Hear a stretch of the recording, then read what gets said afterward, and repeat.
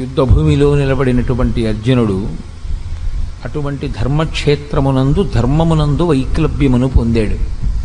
తాను ఏ విహిత కార్యమును చేయవలసి ఉంటుందో, తన కర్తవ్యమేదో ఆ కర్తవ్యమును విస్మరించి దాని స్థానంలో ఆ సమయమునందు తనకి అక్కరలేనటువంటి భూతదయ అనేటటువంటి గుణాన్ని తీసుకుని అక్కరలేని విషాదానికి లోనైనటువంటి కారణం చేత అక్కడ మళ్ళీ ధర్మాన్ని పునర్వ్యవస్థీకరించి స్థాపించి అర్జునుడికి కలిగినటువంటి మోహబుద్ధిని పోగొట్టి ఆయనని కర్తవ్యమునందు సుముఖుణ్ణి చెయ్యడానికి మహానుభావుడైనటువంటి కృష్ణ పరమాత్మ జగదాచార్యుడిగా ప్రారంభం చేసినటువంటి ప్రసంగంతో నిన్నటి రోజున ఒక ప్రారంభోపన్యాసం చేసి ఉన్నాను. ఆయన అశోచ్యానన్వశోచస్వం ప్రజ్ఞావాదాంశ్చ భాషసే అంటూ మొదలుపెట్టాడు. శోకించడానికి కారణం లేదు, అసలు నీవు శోకించవద్దు. ఇది సనాతన ధర్మమునందు ఒక అత్యద్భుతమైనటువంటి ప్రతిపాదన. నీవు అమృతస్వరూపుడవు, ఆనందస్వరూపుడవు, కాబట్టి అసలు నువ్వు విచారించడానికి కారణం లేదు, నువ్వు ఏడవడానికి కారణం లేదు. ఏడవడానికి కారణం లేకపోయినా ఏడవడానికి కారణాన్ని నువ్వు తెచ్చుకోవడానికి కారణం అవిద్య, అజ్ఞానము. రెండవ వస్తువు ఒకటి ఉన్నది అన్న భ్రాంతి చేత అది వెళ్ళిపోతుందేమోనని ఒక బాధ, దాని యందు ఉన్న రాగము చేత, దాని యందు ఉన్నటువంటి అభిమానము చేత అది వెళ్ళిపోతే తట్టుకోలేని పరిస్థితి. రెండవది ఒక్కొక్క వస్తువు ఎందున్నటువంటి ద్వేషము, ఆ ద్వేషము చేత అది ఉండిపోయిందనేటటువంటి బాధ. రెండూ బాధకి కారణములే. అతిగా ప్రేమించిన చోట ఆ వస్తువు ఉండదేమోనని బాధ, అతిగా ద్వేషించిన వస్తువు ఉండిపోయింది అని బాధ. రెండూ శోకమునకు కారణములే తప్ప రెండిటిలో ఏదీ కూడా అంతరాయము లేనటువంటి ఆనందమును ఇవ్వగలిగినటువంటి వస్తువులు కౌ. అందుకే అశోచ్యానన్వశోచస్వం ప్రజ్ఞావాదాంశ్చ భాషసే.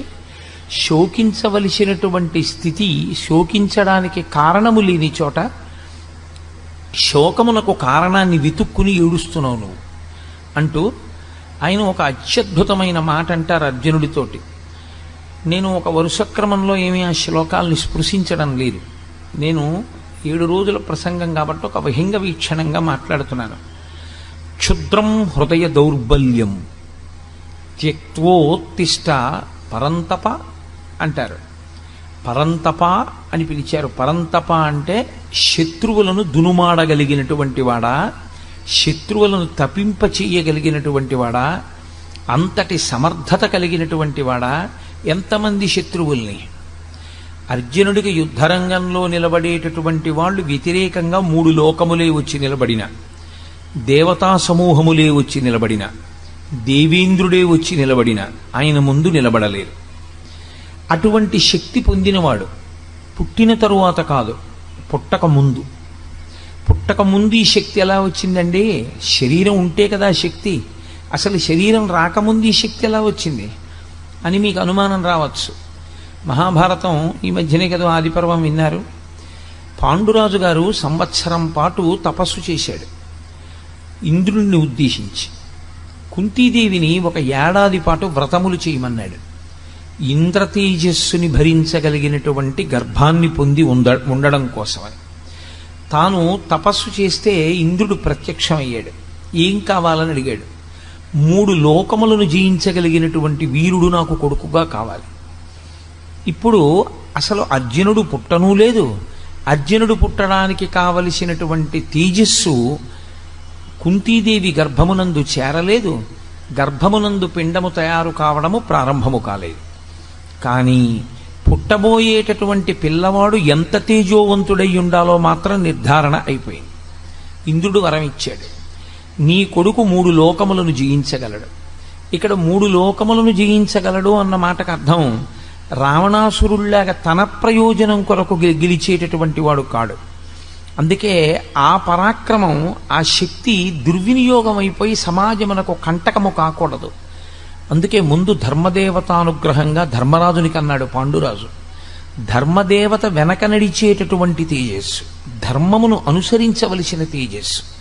ధర్మరాజు గారు ఏం చేస్తున్నారో దాన్ని అనువర్తించవలసినటువంటి పరాక్రమం. ఆ ధర్మరాజు గారు యుద్ధం చెయ్యడానికి అనుమతి అడుగుతున్నారు భీష్మద్రోణాదులను కురుక్షేత్రంలో.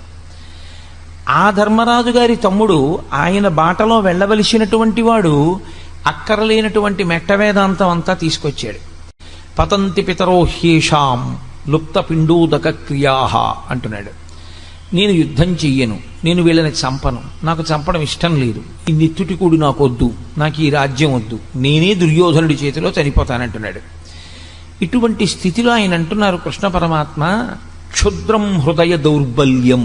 ఈ మాట అప్పుడు కాదు, కురుక్షేత్రంలో కాదు, ధర్మక్షేత్రంలో. ఈ మాట మానవాళి ఎంతకాలం ఉంటుందో, ఈ లోకములు ఎంతకాలం ఉంటాయో అంతకాలము ఈ మాట పనిచేస్తుంది. అందుకే భగవద్గీత యొక్క శక్తి అటువంటిది. క్షుద్రం హృదయ దౌర్బల్యం. క్షుద్రము అంటే అంతకన్నా హేయమైనది, అంతకన్నా నీచమైనది, అంతకన్నా తిరస్కరింపబడవలసినది, అంతకన్నా వర్జింపవలసినది వేరొకటి లేదు. అది క్షుద్రం. ఏది క్షుద్రం?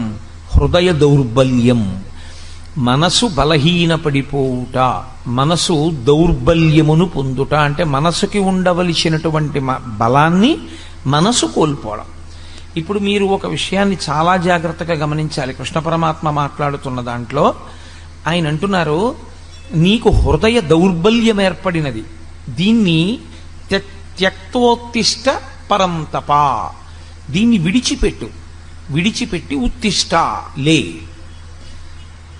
ఇప్పుడు విడిచిపెట్టడానికి అర్జునుడు పట్టుకున్నాడా దౌర్బల్యాన్ని? మోహమునకు ఎప్పుడైతే వశుడయ్యాడో, ఎప్పుడైతే అటువంటి మోహము తనని ఆక్రమించడానికి, తన బుద్ధిని కప్పడానికి, వివేచనతో ఆలోచించడం అన్నది పక్కన పెట్టేశాడో అప్పుడు ఆ మోహం వచ్చేసింది. ఆ మోహము చేత అక్కర్లేనటువంటి బలహీనత వచ్చింది. ఇప్పుడు ఇది హృదయ దౌర్బల్యం అయిపోయింది. ఆయనకి శరీరమునందు బలం లేకపోలేదు. అర్జునుడు అప్పుడు ఆ కూలబడినప్పుడు కూడా అంతే బలవంతుడు. ఆయనకి ఏం నీరసం వచ్చో లేకపోతే గుండెపోటు వచ్చో పడిపోలేదు. ఆయన విపరీతమైన బలం ఉన్నవాడై పడిపోయాడు. గాంధీవం పట్టుకోగలిగిన వాడై గాంధీవం వదిలిపెట్టేశాడు. అస్త్రములను ప్రయోగించగలిగిన వాడై ప్రయోగించనంటున్నాడు. అంతమందిని చంపగలిగిన వాడై నేను చంపనంటున్నాడు. దీనికి కారణం ఆయనకి శరీరంలో ఏమైనా నీరసం వచ్చిందా, మనసులో బలహీనత వచ్చిందా? మనసులో బలహీనత వచ్చింది. క్షుద్రం హృదయ దౌర్బల్యం. ఎందువల్ల అలా వస్తుంది అంటే మీరు ఇక్కడ ఒక చిన్న విషయాన్ని గమనించవలసి ఉంటుంది. శరీరము స్థూలము, మనసు సూక్ష్మము. ఈ రెండింటికి ఉండే పెద్ద తేడా అక్కడ ఉంటుంది. ఏది సూక్ష్మమై ఉంటుందో దానిని వశం చేసుకోవడం కష్టం, ఏది స్థూలమై ఉంటుందో దాన్ని వశం చేసుకోవడం తేలిక. మీరు ఒక వ్యక్తి శరీరాన్ని వశం చేసుకోగలరు. ఒక వ్యక్తి సమాజంలో దొంగతనాలు ఎక్కువ చేస్తున్నాడు, సమాజంలో చెయ్యకూడని పనులు చేస్తున్నాడు. మీరు ఆ వ్యక్తిని తీసుకెళ్ళి, ఆ వ్యక్తి యొక్క శరీరాన్ని తీసుకెళ్ళి ఓ కారాగారంలో పెట్టగలరు, ఓ 2 ఏళ్ళు 3 ఏళ్ళు.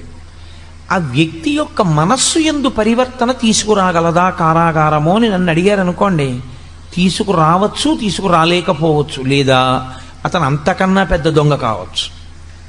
ప్రతీకార బుద్ధిని పెంచుకున్నవాడై నన్ను ఫలానా అప్పుడు నేను యామరపాటుగా ఉన్నప్పుడు పట్టుకున్నారు కనుక నేను అసలు యామరపాటు పొందకుండా నేను సమాజాన్ని ఇబ్బంది పెడతాను అని అన్నాడు అనుకోండి. ఇప్పుడు మీరు అతని శరీరాన్ని బంధించగలిగారేమో కానీ అతని మనసులో పరివర్తన ఏమైనా తీసుకురాగలిగారా? మీరు తీసుకురాలేరు. స్థూల శరీరాన్ని వశం చేసుకోవచ్చు, బంధించవచ్చు. స్థూల శరీరాన్ని మీరు తీసుకొచ్చి కట్టి పడేయచ్చు మీ దగ్గర. కానీ సూక్ష్మ శరీరాన్ని మీరు వంచలేరు, మీ తరం కాదు అది. అది తనంత తానే మారవలసి ఉంటుంది. అది మారేది దేనికి అంటే ఒక్క బోధకు మాత్రమే మారుతుంది. పరివర్తన తనంత తాను మార్పు చెందితే అది సద్బుద్ధితో ఉంటుంది. అది అలా సద్బుద్ధితో ఆలోచన చెయ్యనంత కాలం అది దుర్బుద్ధితోనే ఉంటుంది. మీకు నేను ఇంకొక మాట చెప్పవలసి వస్తే, యథార్థానికి శరీరమునకు ఎంత బలమున్నది అన్న దాంతో అతను సృష్టించేటటువంటి ప్రమాదమునకు సంబంధం ఉండదు. అతను ఏ బలము లేనివాడు కావచ్చు, అత్యంత బలహీనుడు కావచ్చు. అతనేమి నిజంగా నలుగురు వచ్చి కలియబడితే నలుగురిని పడగొట్టగలిగిన శక్తి లేనివాడు కావచ్చు. కానీ అతని మనస్సు మాత్రం మహాక్రూరముగా ఉందనుకోండి, అతని మనస్సు విషపు పురుగుగా ఉందనుకోండి, అది చాలా క్రూరమైన ఆలోచనలు చెయ్యగలిగితే అతని క్రూరత్వము ఎంత దూరం ఉందో ఆ ఆలోచనని బట్టి అతని శరీరము అంత బలవంతరము కాకపోయినా అతను సమాజమునకు ప్రమాదము చెయ్యగలడు. అతని శరీర బలంతో సంబంధం లేకుండా కేవలము అతని మనస్సు యొక్క క్రౌర్యము అతని శరీర బలాన్ని దాటి సమాజానికి అపకారం చేస్తుంది. అదేవిధంగా ఒక వ్యక్తి శరీర బలం ఎంత సంబంధం ఉండదు, కానీ ఆయన మనస్సుకి ఉన్నటువంటి పవిత్రత చేత, మనస్సుకి ఉన్నటువంటి శక్తి చేత ఆయన సమాజమునకు అంతటి మహోపకారమును చేయగలరు. 95 సంవత్సరముల వయస్సులో పరమాచార్య స్వామి తన ధర్మానికి తాను కట్టుబడి సన్యాస ధర్మం అంటే సన్యాస ధర్మమేనని మహానుభావుడు వాహనం ఎక్కకుండా తోపుడు రిక్షా పట్టుకుని నడిచి వెళ్ళారు. ఒక దేవాలయ ప్రాంగణంలో రాత్రివేళ పడుకుని నిద్రపోయేవారు. 96 సంవత్సరముల వయస్సు కలిగినటువంటి శరీరం ఏ బలం ఉందని అలా చేయగలిగింది? ఆయన నోరు విప్పి ఒక్క మాట మాట్లాడితే ఆ మాట ఎంతో గొప్పదైంది. ఒకానొక సభకి వెళ్ళారు పరమాచార్య స్వామి వారు. వెళితే సభలో ఉన్న వాళ్ళు అన్నారు, మీరు మాకు నిరంతరం మంచి మాటలు చెప్తున్నారు, కానీ మేము పాపములను చెయ్యకుండా నిగ్రహించుకోలేకపోతున్నాం. మేము పాపం చేస్తున్నాం. మాకు తెలుసు మీరు చెప్తున్న బోధల వలన మాకేమర్థం అవుతోందంటే మేము చేస్తున్నటువంటి పాపములే మమ్మల్ని బాధపడుతున్నాయి, ప్రకృతి యందు దేవతానుగ్రహం లేని స్థితిని కల్పిస్తున్నాయి. కాబట్టి మేము ఇప్పుడు ఈ పాపము నుంచి విడివెడకుండా ఉండలేకపోయిన స్థితిలో మమ్మల్ని మేము నిగ్రహించుకోవడానికి మీరు ఎంత బోధ చేసినా మా మనసుని మేము మార్చుకోలేకపోతుంటే మేమేం చెయ్యాలని అడిగారు. ఒక్కసారి చిరునవ్వు నవ్వి 1-2 నిమిషాలు ఆగి ఆయన అన్నారు, మీ అందరి కొరకు మీరు చేస్తున్నటువంటి పాపములకు ప్రాయశ్చిత్తంగా చెప్పవలసినటువంటి స్థానమునందు కూర్చుని నేను చెప్పినా మీరు వినలేకపోతున్నందుకు, మార్చుకోలేకపోతున్నామని నాకు చెప్పినందుకు, మారనటువంటి వాళ్ళకి చెప్పడమే కానీ మార్పు తేలేకపోయానన్న నా బాధ పోగొట్టుకోవడానికి వారం రోజుల్లో ఒక రోజు రాత్రికి నుంచి నేను ఆహారాన్ని స్వీకరించకుండా ఉపవాసం ఉండిపోతానన్నాడు. ఆ మాటకి అప్పటి వరకు మేము మారలేకపోతున్నామన్న వాళ్ళు 195% మార్పు వచ్చింది. ఇది యథార్థంగా జరిగిన సంఘటన. పవిత్రమైన మనసు కలిగిన వ్యక్తి ఎంత బలహీనమైనటువంటి మనస్సున్నవాణ్ణి ఉద్ధరించి బలవత్తరం చేసి తేజోవంతుణ్ణి చేసి చక్కగా సమాజానికి పనికొచ్చేవాడిగా చెయ్యగలడు. ఆయన శారీరకంగా ఎంత బలంగా ఉన్నాడు అన్న దానితో సంబంధం ఏమి ఉండదు.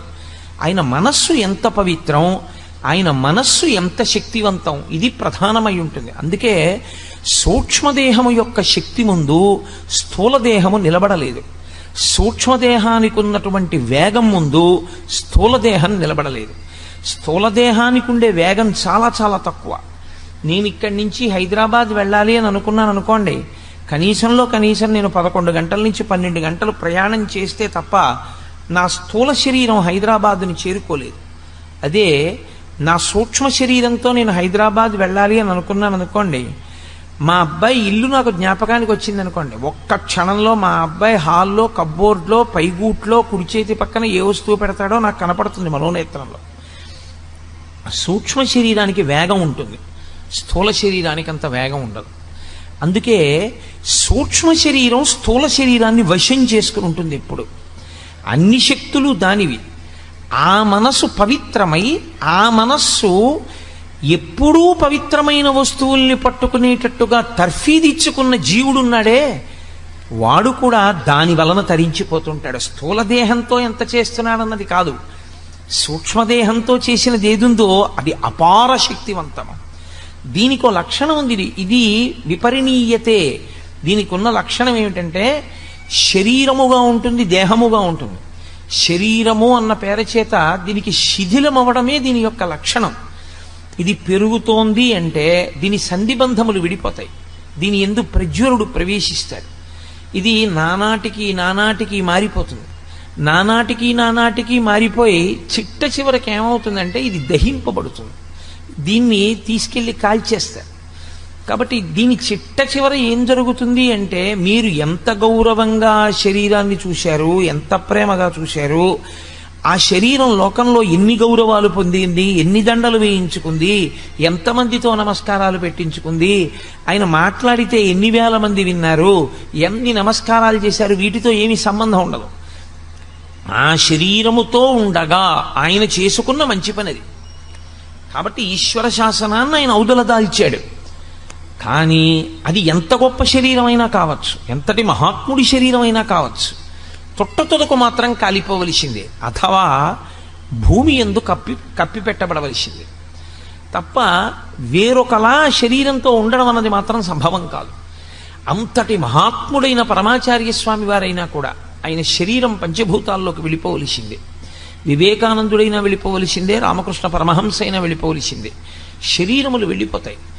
కాబట్టి మనస్సు అది శక్తివంతమై ఉంటుంది.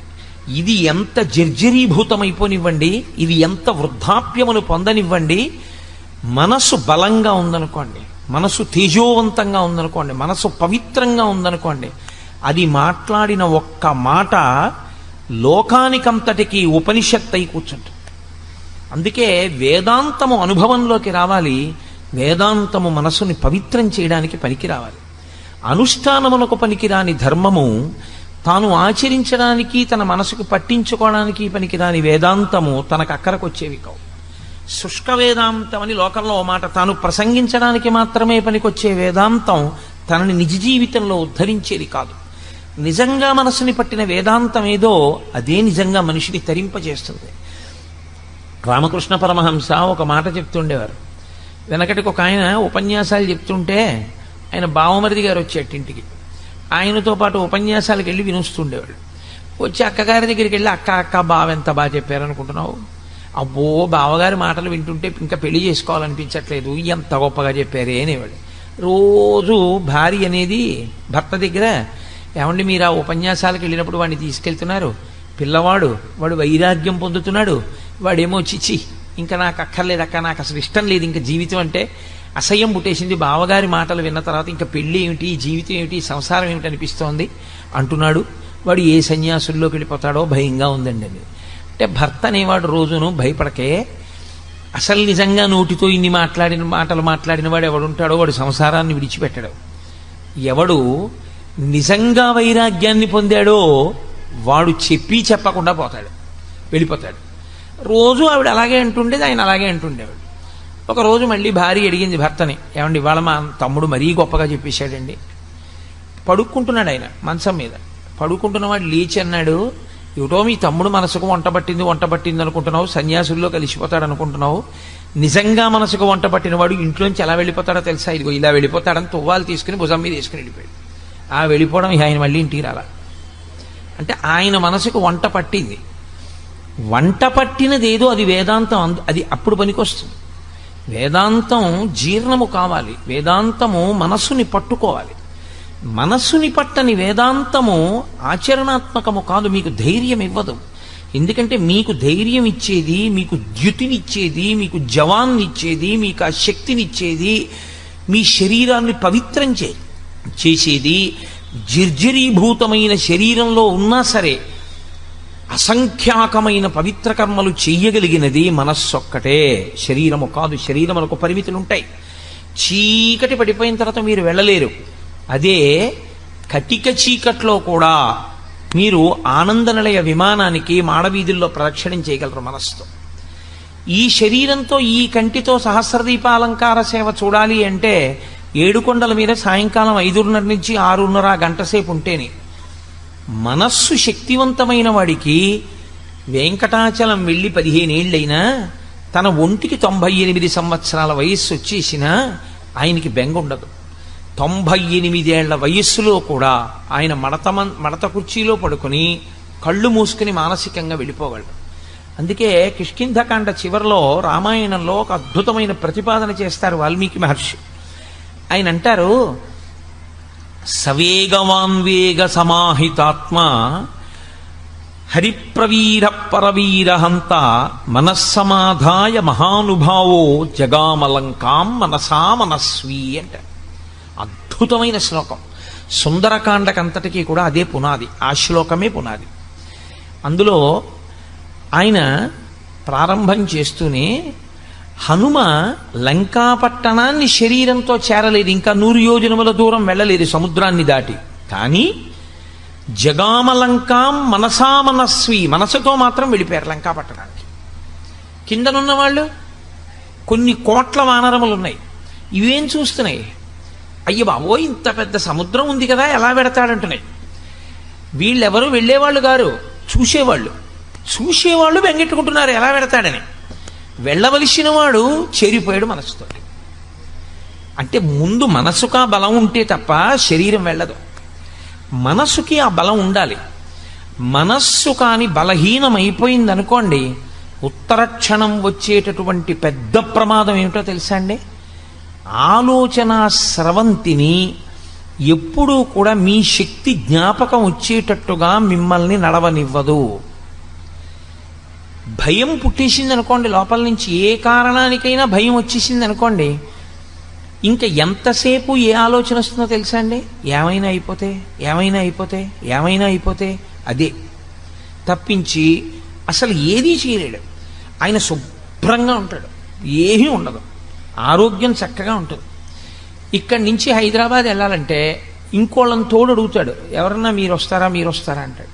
ఎందుకంటే తోడు, హైదరాబాద్ మీరు వెళ్ళొచ్చుగా, మీకేమి ఇబ్బంది లేదు, షుగర్ లేదు, బీపీ లేదు, ఏమీ లేదు, ఎందుకు మీకు తోడు? ఎందుకైనా మంచిది, పెద్దవాడిని అయిపోయాను కదండి, ఒక్కడిని వెళ్ళడం ఎందుకంటే అంటే ఒక్కడిని వెళ్ళడం ఎందుకు, పెద్దవాడిని అయిపోయానంటే. ఆయన అనుమానం ఏమిటంటే తాను చీకట్లో బెర్త మీద పడుకుని ఉండగా పక్క వాళ్ళు ఎవరికి తనకి తెలియనప్పుడు తనకి ఏ స్పృహ తప్పిపోవడమో శోష చేయడమో జరిగితే తన పేరు తాను చెప్పుకోలేకపోతే ఎలా తనని గుర్తుపడతారు? తనేనా అయిపోతాడేమో, తను ఎక్కడో దింపేస్తారేమో, తన పెట్టి ఎత్తుకుపోతారేమో, అన్నీ ఇంకా వికృతమైన ఆలోచనలే, సరి అయిన ఆలోచనలు రావు. ఈ ఆలోచన ఏం చేస్తుందో తెలుసా అండి? హైదరాబాదు చక్కగా పెళ్లి కొడుకులా వెళ్ళిపోగలిగినటువంటి శక్తి ఉన్నవాడు ఎవడూ దొరకలేదని వెళ్ళడం మానేస్తాడు. ఇప్పుడు శరీరంలో బలం లేక వెళ్ళలేదా, మనసుకి జవం లేక వెళ్ళలేదా? దేనికి వెళ్ళలేదు? శరీరానికి బలం లేక వెళ్ళకపోవడం కాదు, మనసుకి బలం లేక వెళ్ళలేదు. ఇంకొక ఆయన ఉంటాడు, ఏమయ్యా ఈ వయసులో ఎందుకయ్యా నీకు గుడికి రోజు ప్రదక్షిణానికి పడిపోతావేమో అన్నారనుకోండి. ఆయన అంటాడు, గుడికి ప్రదక్షిణం చేయకుండా ఉండిపోతాను ఏమిటండి, ఉంటానా? అప్పుడు ఉండనుగా. మరి ఈ శరీరంతో ఉన్నంతకాలం చేయవలసిందే ఉంది, గుళ్ళోకి వెళ్ళడమేగా. మరి ఆ గుళ్ళోకి వెళ్ళడం మానేసి ఇంక నేను ఈ శరీరాన్ని చూసుకుంటే ఈ తెప్ప ఇవ్వడం వల్ల వచ్చిన ఉపయోగం ఏమిటి? ఏటికి వరదొస్తోంది, నీ దగ్గర ఒక పడవ ఉంది, ఈ పడవలో ఏరు దాటేసేయి, ఏరు దాటేస్తే ఆవలిబొట్టుకు వెళ్ళిపోతావు. ఇక వెళ్ళిపోయావా, నిన్నేం చేయలేదు, ఎందుకంటే అవతల చాలా ఎత్తు, ఇక నిన్ను వరద ఏం చేయదు, కాబట్టి తొందరగా దాటు, ఏరు వరద వస్తే ఇంక దాటలేవు అన్నారు. ఒక ఆయన గబగబా తన పడవ తీసుకుని ఏరు దాటేశాడు. ఇంకొక ఆయన పడవ వంక చూసుకుని, ఇంత చక్కటి పడవ, ఇంత బాగా రంగులు వేయించాను, ఇంత కష్టపడి చేయించాను, ఇప్పుడు ఇటువంటి పడవలో నేను ఎడుతుంటే ఏమో ఆయన చెప్పాడు కానీ గంట వరకు రాదని, తీరా నేను బయలుదేరగానే వరద వచ్చేస్తే ఈ పడవ తట్టుకోలేకపోతే, ఈ పడవ గభాలన తిరగబడిపోతే, నేను ఆ పడవలో ఉండిపోతే, బయటికి రాలేకపోతే, ఈలోగా కొట్టుకుపోతే, పోనీ అన్నాడు కానీ అంత కొట్టుకుపోతామా, యువతల ఒడ్డు నుండి ఒడ్డునేగా ఉన్నాను అని పడవ ఎక్కకుండా పడవను దాచుకుని ఒడ్డుని నించున్నాడు. గంట అయిపోయింది, వరద వచ్చేసింది, పడవ పోయింది, తాను పోయాడు. ఏమిటి ఉపయోగం? పడవని ఉపయోగించుకున్నవాడెవరో వాడు ఏరు దాటుతాడు తప్ప, పడవని చూసుకుని మురిసిపోయి అయ్యి బాబోయ్ ఈ పడవ ఎక్కడ ఏమైపోతుందో, ఈ పడవ తట్టుకుంటుందో తట్టుకోదో అని పడవని దాచుకుందాం అనుకున్నవాడు పడవతో పాటే పోతాడు తప్ప పడవ తనకు ఉపయోగపడదు. పరమేశ్వరుడు ఈ శరీరాన్ని ఎందుకు ఇచ్చాడంటే దీన్ని తెప్పని చేసుకుని దాటు సంసార సముద్రాన్ని. దాటేటప్పుడు నీవు ఒక గొప్ప ప్రయోజనం కావాలి అంటే ఖచ్చితంగా కష్టపడవలసి ఉంటుంది. నేను ఒక ఉపన్యాసం చెప్పాలి అని అనుకుంటే, ఒక గంట సేపు మాట్లాడాలి అని నేను అనుకుంటే, ఒక గంట సేపు నేను ఇలా స్థిమితంగా కూర్చోవలసి ఉంటుంది. ఒక గంట సేపు నేను దేని గురించి మాట్లాడుతున్నానో దాని మీదే దృష్టి పెట్టవలసి ఉంటుంది. నా ఎదురుగుండా వీడియోగ్రాఫర్లు తిరుగుతున్నా, ఫోటోగ్రాఫర్లు తిరుగుతున్నా, వాళ్ళ పని వాళ్ళు చేస్తున్నా, అది నా దృష్టికి భంగపాటైనా, అది నా దృష్టి కేంద్రీకరణని పాడు చేస్తుందని నాకు తెలిసినా నేను చూసి కూడా దాన్ని చూడకుండా ఉండాలి. నేను దాని మీద దృష్టి పెట్టాను అనుకోండి, వెంటనే నేను ఏం మాట్లాడుతున్నానో పోతుంది. కాబట్టి దానికి నేను సిద్ధపడగలిగితే నేను గంటసేపు ప్రసంగం చేయగలను, లేకపోతే నేను ప్రసంగం చేయలేను. ఆ కష్టం నేను భరించవలసి ఉంటుంది.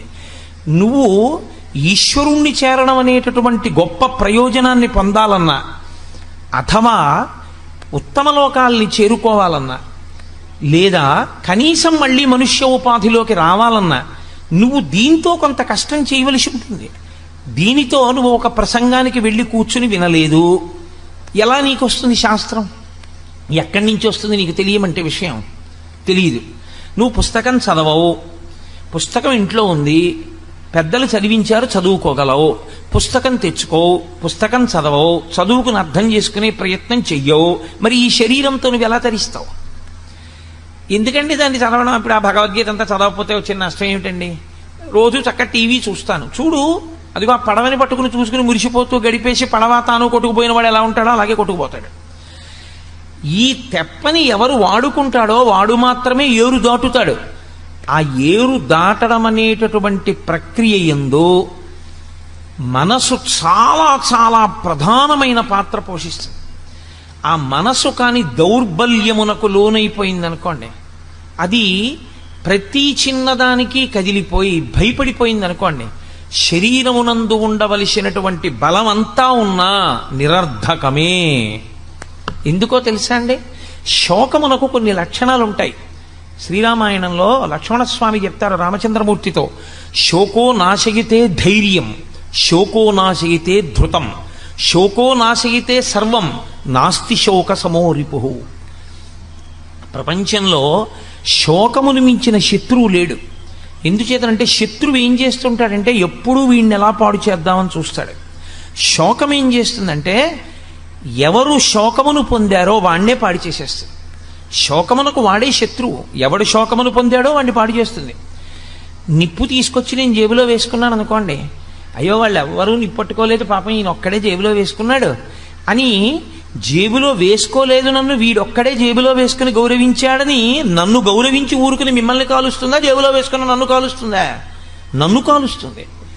అలా శోకము ఎవరి యందు ఉత్పన్నమైందో వాళ్ళనే పాడు చేసేస్తుంది శత్రువై.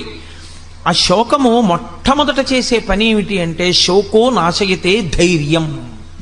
శోకము వలన ధైర్యం పోతుంది. ధైర్యము అంటే అది పెద్ద విషయం ఏముందండి, మనం చేయగలం అనలేడు. ఎన్ని వనరులు ఉండనివ్వండి, ఎన్ని సంభారములు దగ్గర ఉండనివ్వండి, ఎంత చెయ్యగలిగిన సమర్థత ఉండనివ్వండి, మొట్టమొదటే బెంగ. నాకు తెలిసిన ఆయన ఒక ఆయన ఉండేవాడు. ఆయన ఉండేది ఏలూరులో, వెళ్ళవలసింది తాడేపల్లిగూడెం. ఇంకా మర్నాడు వెళ్ళాలి తాడేపల్లిగూడెం. వెళ్ళి ఏదో ఒక చాలా ముఖ్యమైన విషయం మీద వెళ్ళవలసి ఉంది నేను ఆయన దగ్గరికి నేను వెళ్ళి అన్నాను, అయ్యా ఇవాళ మనం రేపు పొద్దున్నే 5:30 ట్రైన్ ఎక్కేస్తే తాడేపల్లిగూడెం వెళ్ళిపోతాం.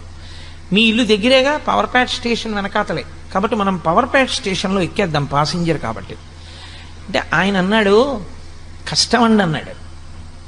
ఎందుచేత కష్టం అన్నాను. మీరు చెప్తే ఆశ్చర్యపోతారు. వ్యక్తి మనస్సు బలహీనత అంటే అలా ఉంటుంది. ఆయన నాకు 2 కారణాలు చెప్పాడు. ఈ 2 కారణముల చేత మనం ప్యాసింజర్కి వెళ్ళలేము. ఏమిటి అన్నాను.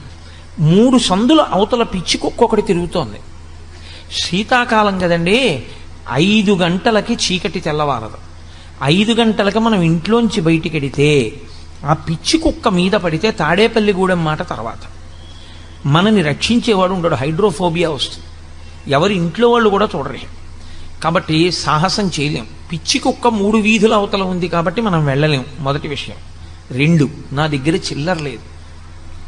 చిల్లర లేకపోతే ఏమండి అంటే మీకు తెలియదు కోటేశ్వరారు, మనం వెళ్ళి బుకింగ్ కౌంటర్లో చెయ్యి పెట్టి 100 రూపాయల కాగితం ఇచ్చి తాడేపల్లిగూడెం అనగానే వాడి చెయ్యి తోసేసి చిల్లర తెచ్చుకోండి అంటాడు. ఎవ్వడు ఇవ్వడు. 100 రూపాయలకి చిల్లర ఇమ్మంటే ఎవడు ఇవ్వడండి. పొద్దున్నే చిల్లర ఎక్కడుందండి అంటాడు. పోను కాఫీ తాగి చిల్లర పుచ్చుకుందంటే కాఫీ తాగితే చిల్లర ఎక్కడ ఇస్తామంటాడు. కాబట్టి ఇప్పుడు నేను చిల్లర తేవడానికి ఎవరింటికి వెళ్ళి అందరి ఇళ్ల ముందు నిలబడి అమ్మ 100 రూపాయలకి చిల్లర ఇవ్వండి అని ఇప్పుడే అడిగి పుచ్చుకోను. ఇప్పుడు వెళ్ళలేని రాత్రి అయింది కాబట్టి 9 అయిపోయింది. పడుకునే వాళ్ళని లేపి 100 రూపాయలు చిల్లర అడిగితే బాగుండదు, రేపు పొద్దున్న చిల్లర ఇస్తాడని నమ్మకం లేదు, కాబట్టి వద్దండి అన్నాడు. నేను తెల్లబోయి సరేలేండి అయితేనని చెప్పి నేను వెళ్ళిపోయాను. నేను నా కార్యంలో సఫలీకృతుడైపోయాను. నేను పొందవలసిన ఫలితాన్ని పొందేశాను. ఆయన పిచ్చి కుక్క తనని తరమకూడదు అని 7 గంటలకో 8 గంటలో అయిన తర్వాత బయలుదేరి ఉన్నాడు. ఆయన వచ్చేటప్పటికి అసలు పొందవలసిన ప్రయోజన సంబంధమైనటువంటి విషయం మూసేశారు. ఆయన పొందలేకపోయాడు. దానివల్ల అదే సామాన్యమైన విషయం అనుకుంటున్నారేమో, ఆయన జీవితంలో మళ్ళీ ఆ విషయాన్ని ఇక సాధించుకోలేకపోయాడు. అలాగే వెళ్ళిపోయింది ఆయన శరీరం. కాబట్టి మనస్సు బలహీన పడిందనుకోండి, మనిషి శరీరమునకు ఎంత బలం ఉన్నా వాడు పొందలేడు. 1,00,000 రూపాయలు ఉన్నాయి, 100 రూపాయలకి చిల్లర ఇవ్వలేదు అనుకోండి, ఉంచేసుకుని గూడెం టికెట్ ఇవ్వండి, పర్వాలేదు, నేను గూడెం వెళ్ళడం ప్రధానం, తీసుకుంటానండి అన్నాడు అనుకోండి, 100 రూపాయల చిల్లర వాడేస్తాడు.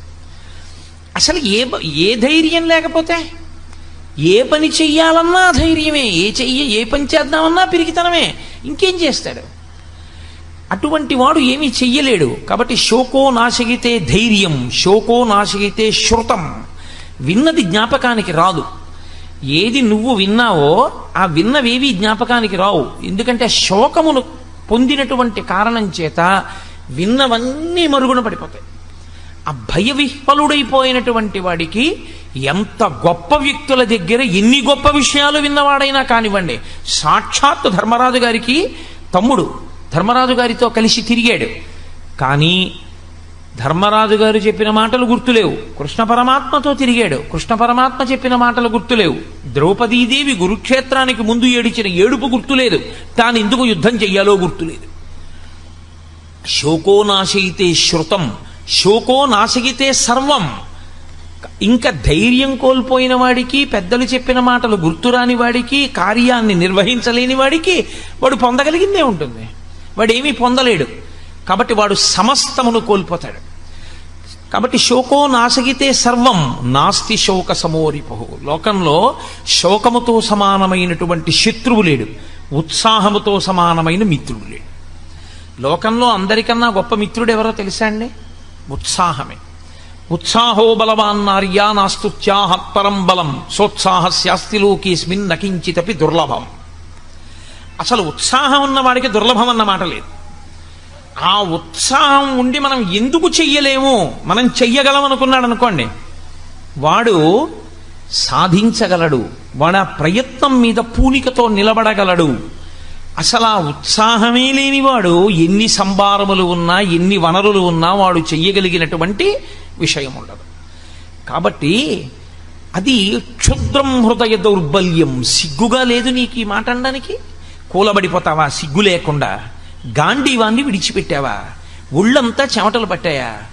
భీరువు అయిపోయావా? భయపడిపోయానని చెప్తున్నావా? యుద్ధం చెయ్యనంటున్నావా? నీకు అసహ్యం పుట్టట్లా నీ మాటల మీద నీకు? కాబట్టి క్షుద్రం హృదయ దౌర్బల్యం త్యక్త్యోత్తిష్ట పరంతప, విడిచిపెట్టవు.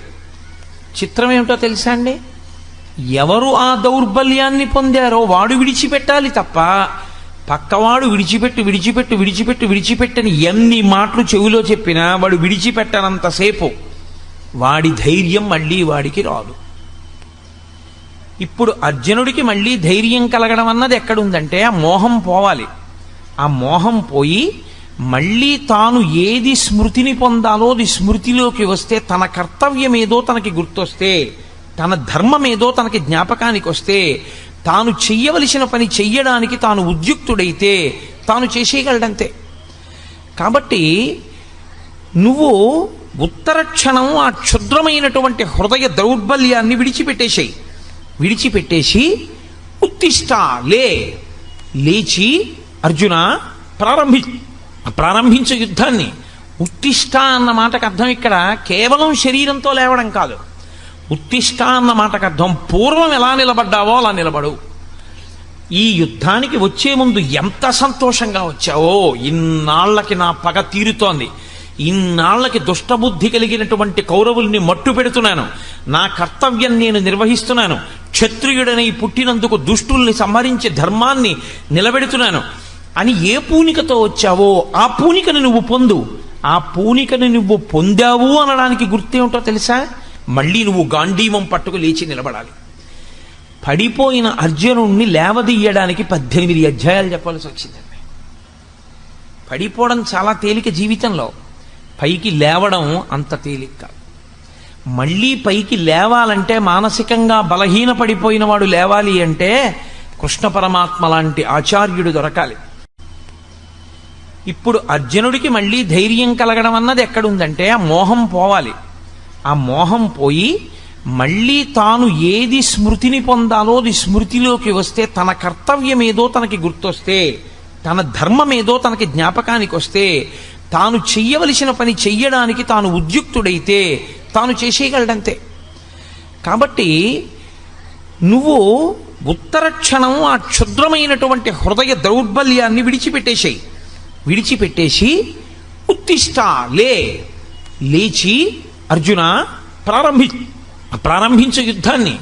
ఉత్తిష్ట అన్న మాటకు అర్థం ఇక్కడ కేవలం శరీరంతో లేవడం కాదు. ఉత్తిష్ట అన్న మాటకు అర్థం పూర్వం ఎలా నిలబడ్డావో అలా నిలబడు. ఈ యుద్ధానికి వచ్చే ముందు ఎంత సంతోషంగా వచ్చావో, ఇన్నాళ్లకి నా పగ తీరుతోంది, ఇన్నాళ్లకి దుష్టబుద్ధి కలిగినటువంటి కౌరవుల్ని మట్టు పెడుతున్నాను, నా కర్తవ్యం నేను నిర్వహిస్తున్నాను, క్షత్రియుడనై పుట్టినందుకు దుష్టుల్ని సంహరించి ధర్మాన్ని నిలబెడుతున్నాను అని ఏ పూనికతో వచ్చావో ఆ పూనికను నువ్వు పొందు. ఆ పూనికను నువ్వు పొందావు అనడానికి గుర్తేమిటో తెలుసా? మళ్ళీ నువ్వు గాంధీవం పట్టుకు లేచి నిలబడాలి. పడిపోయిన అర్జునుణ్ణి లేవదీయడానికి 18 అధ్యాయాలు చెప్పాల్సి వచ్చిందండి. పడిపోవడం చాలా తేలిక జీవితంలో, పైకి లేవడం అంత తేలిక కాదు. మళ్ళీ పైకి లేవాలంటే, మానసికంగా బలహీన పడిపోయిన వాడు లేవాలి అంటే కృష్ణ పరమాత్మ లాంటి ఆచార్యుడు దొరకాలి. మళ్ళీ అంతటి సద్బోధ దొరకాలి. తన ధర్మం తనకి తెలియాలి. తెలిసి లేచి నిలబడి మళ్ళీ గాంధీవాన్ని పట్టుకోవాలి. అందుకే మనందరం కూడా ఆ ధర్మక్షేత్రంలో ఉన్న వాళ్ళమే. అర్జునుడు మిష అంతే. మనందరం కూడా ధర్మక్షేత్రంలో ఇలాగే దిక్కు తెలియక పడిపోయి ఉన్నాం. మనం ఏం చెయ్యాలో మనకి తెలియదు, మన ధర్మం ఏమిటో మనకి తెలియదు, మనం ఎలా ప్రవర్తించాలో మనకి తెలియదు, మనం ఈశ్వరుణ్ణి ఎలా ఆరాధించాలో మనకి తెలియదు, సభలోకి వస్తే ఎలా కూర్చోవాలో మనకి తెలియదు, ఎదురు కుర్చీ మీద కాళ్ళు పెట్టి పెద్దల ముందు కూర్చోవచ్చో కూర్చోకూడదో కూడా మనకి తెలియదు. తెలియని స్థితిలో సభలో పడిపోయి ఉన్నటువంటి వాళ్ళని ఉద్ధరించడానికి భగవద్గీత వస్తుంది. కాబట్టి ప్రతి చిన్న విషయాన్ని స్పృశించడానికే భగవద్గీత. నీ ధర్మాన్ని నువ్వు తెలుసుకోగలిగితే, నీ ధర్మమునందు నువ్వు నిలబడగలిగితే అదే నీ కర్తవ్యం. నేను ఈ సభకు వచ్చినప్పుడు మా ఆఫీస్ నుంచి వచ్చినట్టు ప్యాంటు చొక్కాతో రావచ్చు, ప్యాంటు చొక్కాతో వచ్చి కూర్చున్నా నేను భగవద్గీత చెప్పగలను. కానీ నేను ఎందుకు రాలేదు?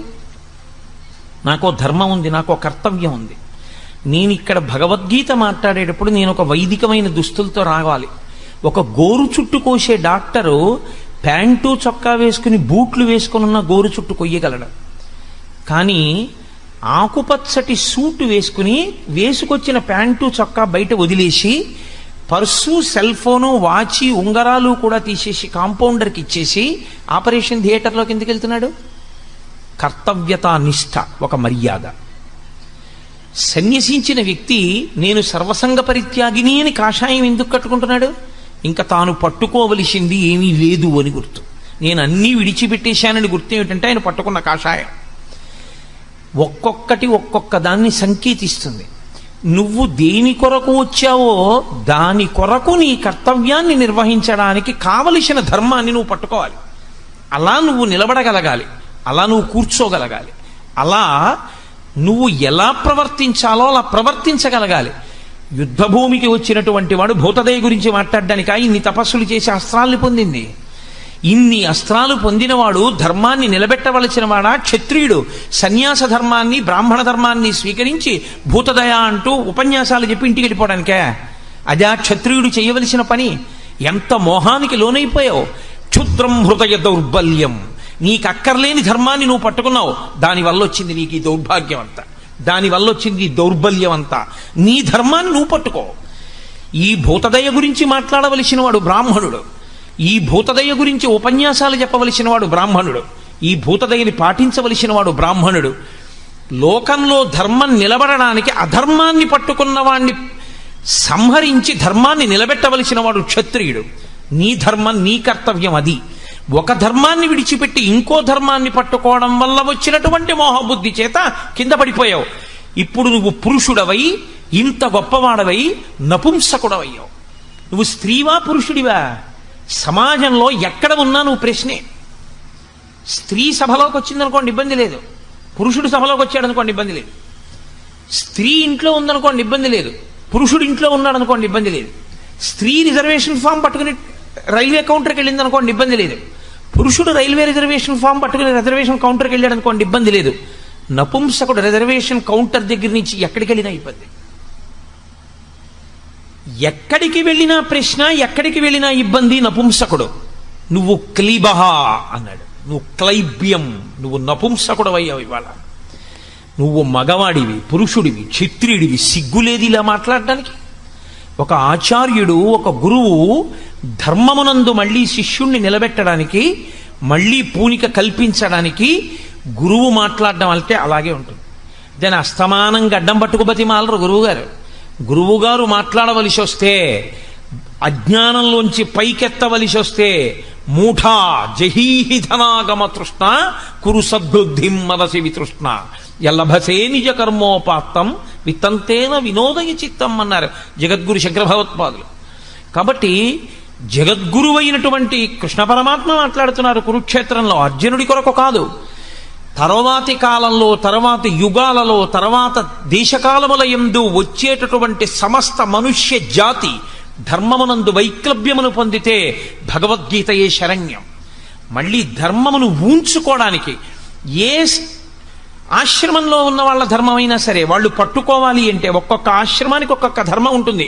బ్రహ్మచారి ధర్మం బ్రహ్మచారిది, గృహస్థు ధర్మం గృహస్థుది, వానప్రస్థు ధర్మం వానప్రస్థుది, సన్యాసి ధర్మం సన్యాసిది. తప్ప సన్యాసి ధర్మాన్ని గృహస్థు పట్టుకోకూడదు, వానప్రస్థు ధర్మాన్ని బ్రహ్మచారి పట్టుకోకూడదు, బ్రహ్మచారి ధర్మాన్ని గృహస్థు పట్టుకోకూడదు. ఎవడి ధర్మాన్ని వాడు పట్టుకోవాలి. ఒకటి ధర్మాన్ని ఒకడు పట్టుకుంటే పాడైపోతాడు. బ్రహ్మచారి తలకాయ దూకోకూడదు, గృహస్థు తలకాయ దూకోవాలి. బ్రహ్మచారి తాంబూలం వేసుకోకూడదు, గృహస్థు తాంబూలం వేసుకోవచ్చు. గృహస్థు రేపటి కొరకు దాచుకోవచ్చు.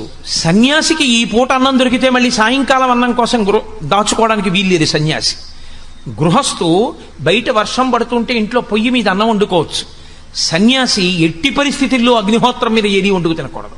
అగ్నిని ముట్టుకోడు కాబట్టే చివరి శరీరాన్ని కూడా అగ్నిలో వ్రేల్చారు, భూమిలో పాతిపెట్టేస్తారు. ఎవరి ధర్మం వారిది. బట్ట మార్చుకున్నది ధర్మం కాదు, లోపల మనసు మార్చుకుని పట్టుకున్నది ధర్మం. లోపలి మార్పు రాకుండా పైకి తెచ్చుకున్నటువంటి మార్పులు డాంబికాలు, ఆడంబరాలు. ఇది తెగేసి చెప్పేస్తున్నాడు కృష్ణ పరమాత్మ. ఎవరు ఏది పట్టుకోవాలో అదే పట్టుకోవాలి. గృహస్థాశ్రమంలో ఉన్నవాడు కాషాయం కట్టుకోకూడదు. కాషాయం కట్టుకున్నా, కాషాయం వేసుకున్నా వాడు సర్వాన్ని పరిత్యజించేశాడని గుర్తు. అన్నీ విడిచిపెట్టేస్తే కాషాయం వేసుకోవాలి. విడిచిపెట్టకుండా కాషాయం వేసుకుని తిరగకూడదు. తెల్లటి బట్ట మాత్రమే కట్టుకోమని వేదంలో పటలపన్నం చెప్తోంది. గృహస్థుకి తెల్లటి వస్త్రం వినా కాషాయాన్ని ఇంట్లో తెచ్చిపెట్టుకునే అధికారం కూడా లేదు. ఒక్క సన్యాసికి మాత్రమే నిర్దేశింపబడిన రంగు కాషాయం. ధర్మం ధర్మమే, నేను చెప్తే ధర్మం కాదు, వేదం చెప్తే ధర్మం. వేదం ఏం చెప్పిందో అది ధర్మం. అది కాదని మీరు ప్రవర్తిస్తే మీరు వేదాన్ని తిరస్కరించిన వారు అవుతారు, ధర్మమునందు మీరు వైక్లభ్యమును పొందిన వారు అవుతారు. తప్పించి నాకు ఇది బాగుందండి నువ్వు చేయడానికి వీల్లేదు, నీకు ఏది వేదం చెప్పిందో అది మాత్రమే నువ్వు చేయవలసి ఉంటుంది. ఆ వేదం చెప్పిన దాన్ని ధైర్యంగా చెప్పిన వాడెవడో వాడే గురువు. గురువుకున్న ఒకే ఒక ఆస్తి ధైర్యం. తప్ప తానే భయపడిపోయిన వాడు ధర్మాన్ని చెప్పడానికి ఏం పనికొస్తాడు? కాబట్టి నిర్భయంగా చెప్పగలిగిన వాడే గురువు. కాబట్టి జగద్గురువు అయినటువంటి కృష్ణ పరమాత్మకు భయం ఎక్కడ ఉంటుంది? ఆయన నిర్భయస్తుడు. కాబట్టే మహానుభావుడై నువ్వు అటువంటి నపుంసకత్వాన్ని పొందకు. పురుషుడివి పురుషుడిగా నిలబడు. ఏ పని చెయ్యాలో ఆ పని చేయడానికి సిద్ధపడు. యుద్ధాన్ని చేయవయా? ఏమిటిది? చంపేస్తానంటున్నావే. నేను చంపేస్తే వాళ్ళందరూ చచ్చిపోతున్నారంటున్నావు కదా. నేను నీకొక్క మాట చెప్పేస్తాను, బాగా జ్ఞాపకం పెట్టుకో. అప్పుడు కాదండి, అప్పటి నుంచి ఎప్పటికీ ఇది చెప్పినంత మాత్రాన నాకు మొహం పోయింది అనుకుంటున్నారా? నాకు బాగా పట్టుకుని ఉన్నదే మొహం. అది పోవడానికే నేను చేసుకునే ప్రయత్నం. దేహినోస్మిన్ యథా దేహే కౌమారం యవ్వనం జరా తథా దేహాంతర ప్రాప్తి దేహిస్తత్యనుముచ్యతే ధీరస్తత్రనుముచ్యతే.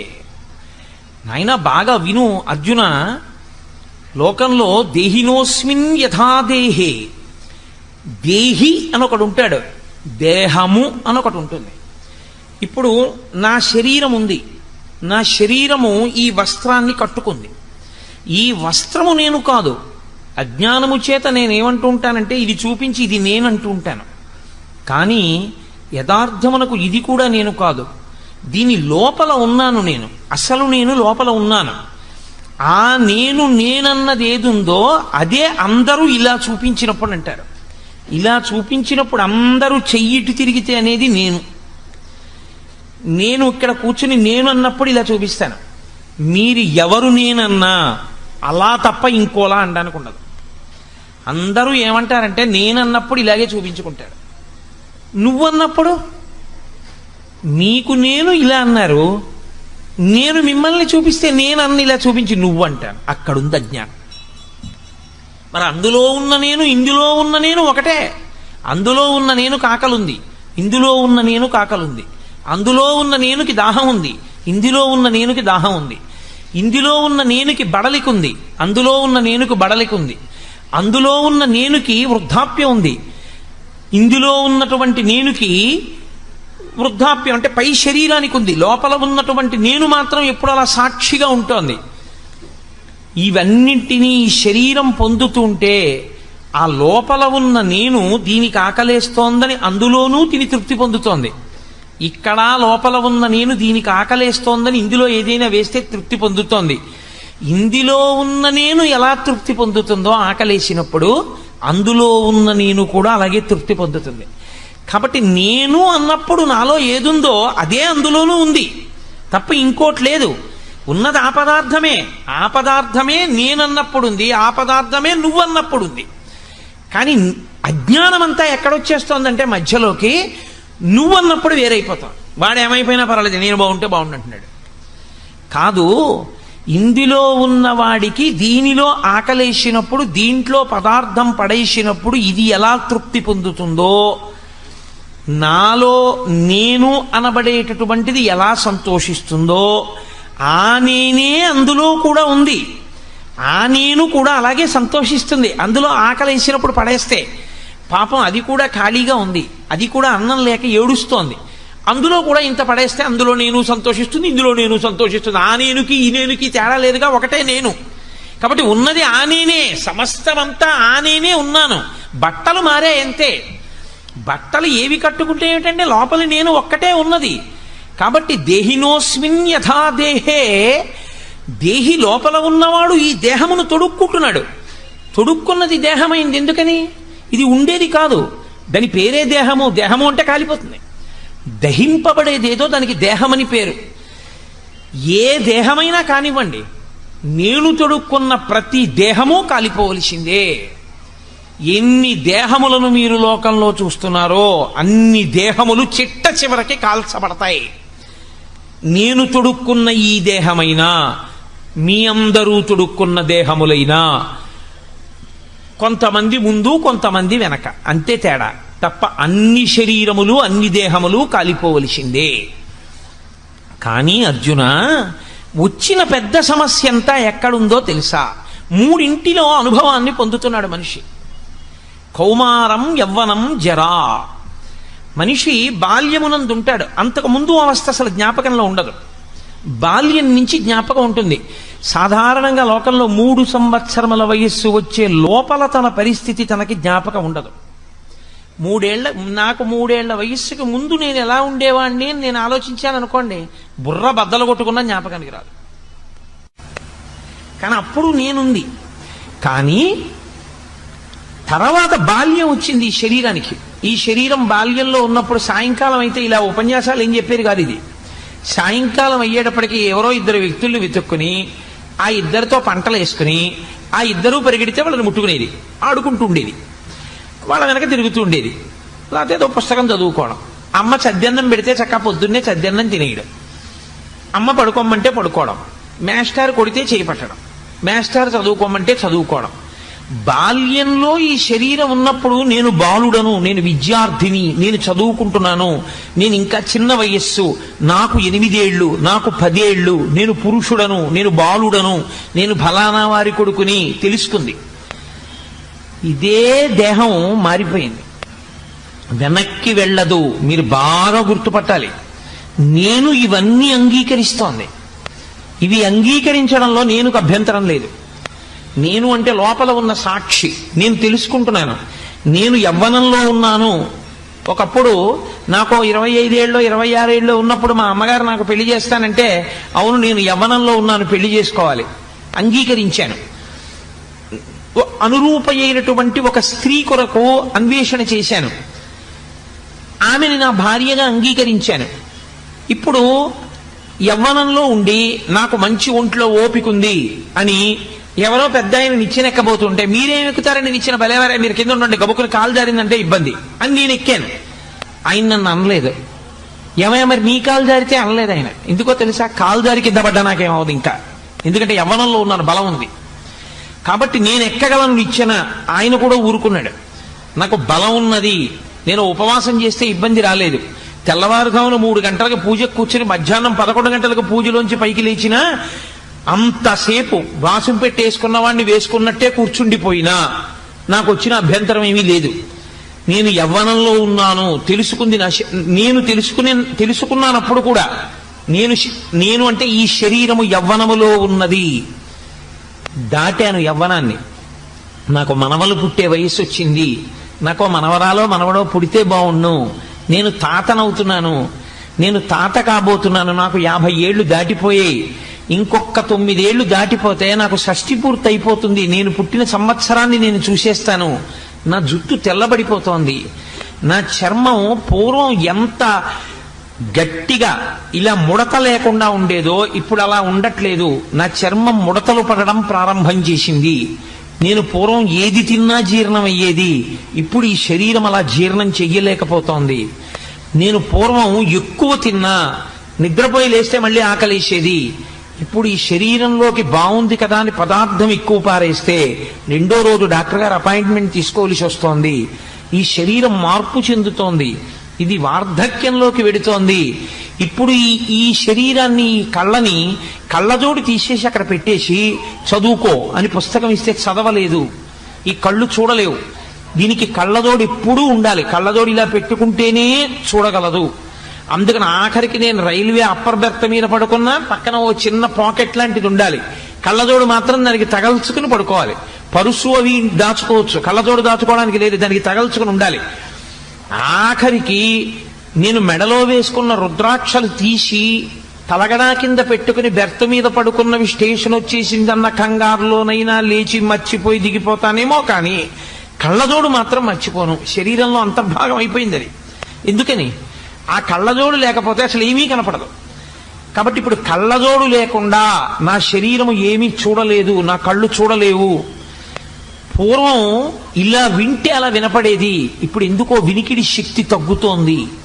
కాబట్టి ఈ శరీరమునందు మార్పు వచ్చేస్తోంది, ఇది వార్ధక్యమును పొందేస్తోంది, ఇది లొంగిపోతోంది, సంధిబంధములు విడుతున్నాయి. ఇక్కడ వరకు అంగీకరిస్తున్నాం. ఎలా అంగీకరిస్తున్నాం?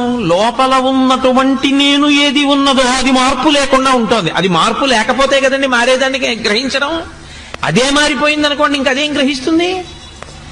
వెళ్ళిపోతున్నటువంటి రైలుని, ఆ రైలు యొక్క వేగాన్ని ఎప్పుడు తెలుసుకోగలం? నిలబడిన రైల్లో మనం కూర్చుంటే. మనం వెడుతున్న రైలు వేగంగా వెళ్ళిపోతుంటే, అవతల రైలు వేగంగా వెళ్ళిపోతే ఆ రైలే అంత వేగంగా వెళ్ళింది అనుకుంటాం.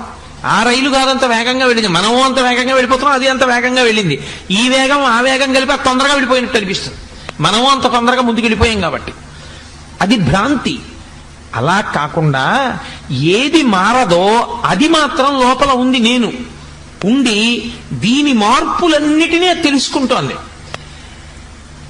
మీ స్టేటస్ ఏమిటని అడిగారు అనుకోండి, చైల్డ్ అని రాసింది ఒకప్పుడు, చెప్పింది లోపల నుంచి ఐఎమ్ స్టిల్ ఎ చైల్డ్, నేను ఇంకా పిల్లాడిని కాబట్టి చైల్డ్ అని రాయి అంది. ప్యాంటు వేసుకోకూడదు, నిక్కర్ వేసుకో అని చెప్పింది, నిక్కర్ వేసుకున్నాను. హాఫ్ టికెట్ అడుగు, హాఫ్ టికెట్ అడిగాను.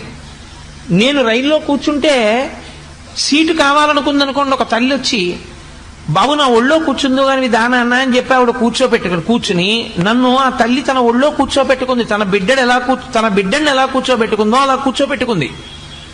నాకు 18 ఏళ్లు దాటాయి, నేను యవ్వనంలో ఉన్నాను. ఇప్పుడు నా ధర్మం ఎలా మారిపోయింది? ఇప్పుడు నేను యవ్వనంలో ఉన్నాను, ఫుల్ టికెట్ ఇమ్మని అడుగుతాను.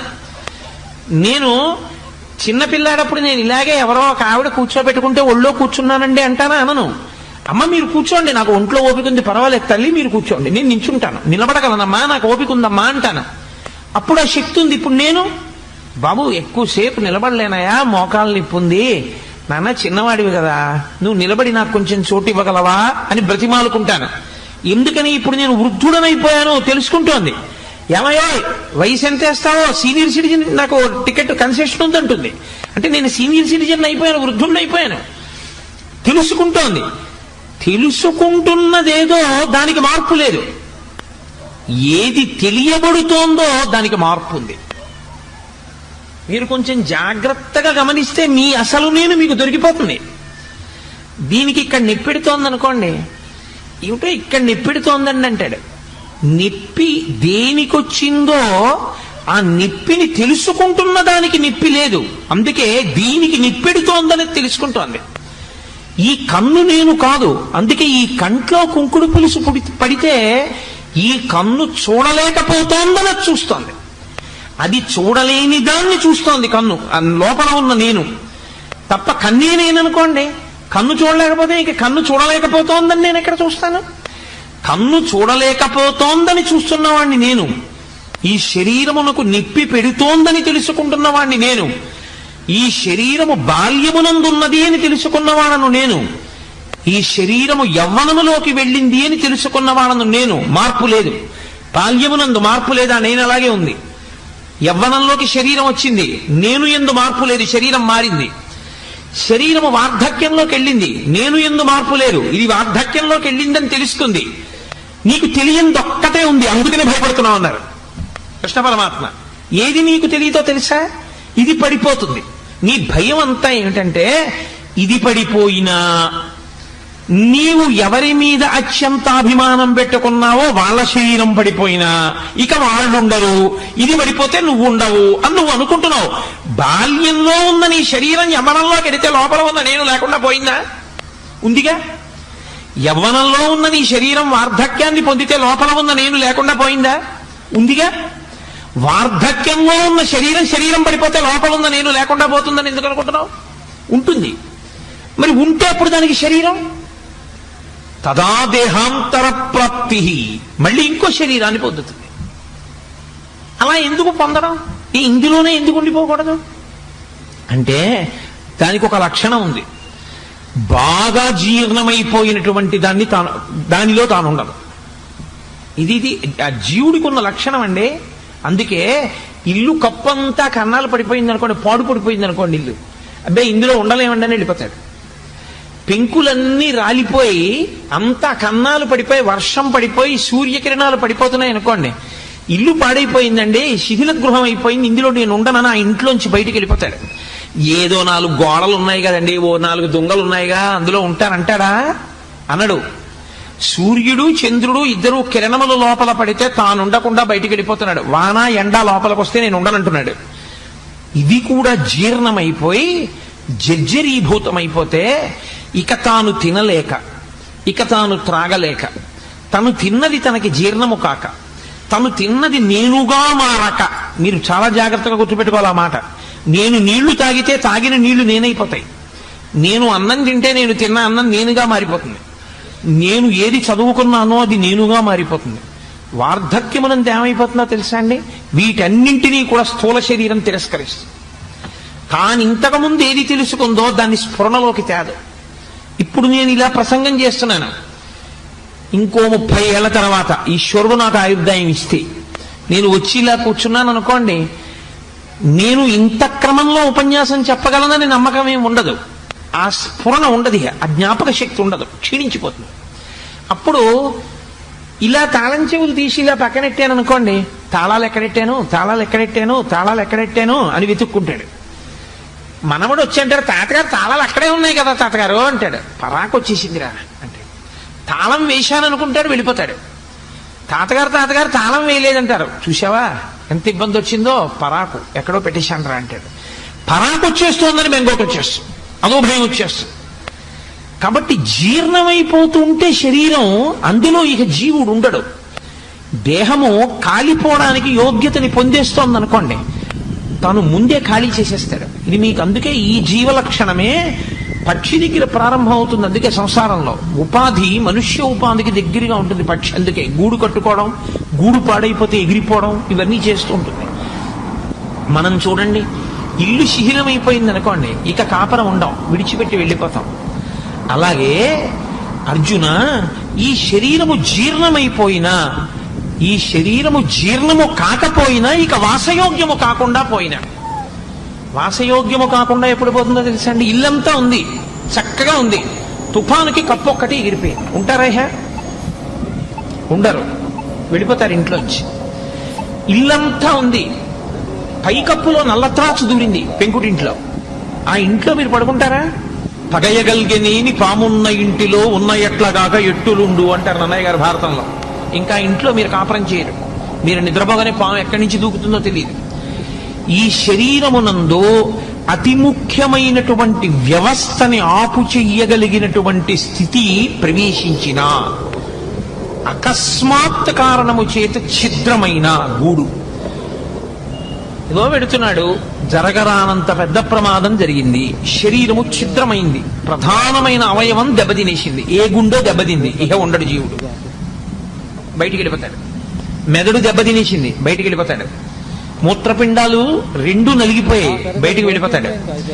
ఏవి ప్రధానమో అవి నలిగిపోతే ఇక జీవుడు దాని ఎందు ఉండడు. ఎందుకంటే ఇందులో ఉండి నేనేం చేయలేను నిర్ణయానికి వస్తాడు, వచ్చి ఉత్క్రమణము, బయటికి వెళ్ళిపోతాడు. కాబట్టి అలా వెళ్ళిపోవడం వరకు నువ్వు ఒప్పుకుంటున్నావు, అక్కడ వరకు నీకు తెలుస్తోంది. నీకు భయం ఎందుకు వచ్చిందో తెలుసా? బాల్యములోంచి యవ్వనంలోకి వెళితే భయపడలేదు, సంతోషపడ్డావు. యవ్వనంలోంచి వార్ధక్యంలోకి వెళ్ళావు, భయపడిపోలేదు, నేనున్నానుగా అన్నావు. ఆ తర్వాత దానికి భయం ఎందుకు పడిపోతున్నావు తెలుసా? అయ్య బాబోయ్ ఇది ఉండదని. ఇది ఉండదేమో కానీ అర్జున, దేహం ఉంటుంది, మళ్ళీ ఇంకో శరీరంలో గడిపోతావు. ఇది విడిచిపెట్టగానే మళ్ళీ ఇంకో శరీరం ఇస్తారు, అందులో గెడతావు. తదా దేహాంతర ప్రాప్తి, అది నీకు తెలియదు కాబట్టి నీకు అనుభవంలో ఉన్నా గుర్తుండదు. అనుభవంలో ఉన్న గుర్తుండని కారణం చేత, లేకపోతే కిందటి జన్మలో శరీరం విడిచిపెట్టి ఈ శరీరంలోకి వచ్చాను నేనేదో శరీరం విడిచిపెట్టకపోతే ఇందులోకి ఎలా వచ్చానండి? ఇందులోకి వచ్చానంటే ఒకటి విడిచిపెట్టి ఇందులోకి వచ్చాను, కానీ మరి విడిచిపెట్టింది ఎందుకు గుర్తులేదు? అది గుర్తుందనుకోండి, నాకు పెద్ద విషయం ఏముందండి, ఇందులో బాల్యం మారి యవనంలోకి వస్తే నేను లేనా?